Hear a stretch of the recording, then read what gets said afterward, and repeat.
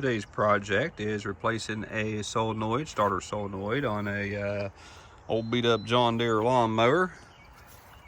And I done took the wires, moved them over here. So all you gotta do to check this is turn the key switch and you can hear it clicking.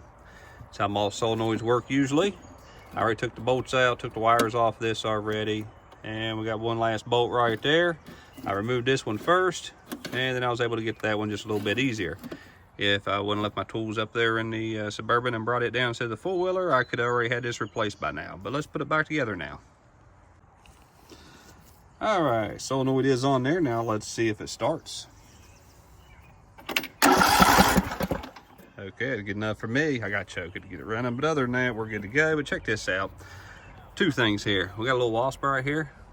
I was working by him by the whole time, and he's just a chilling. We're gonna knock him off there so I don't get stung later on, but he don't, I think he's sleeping.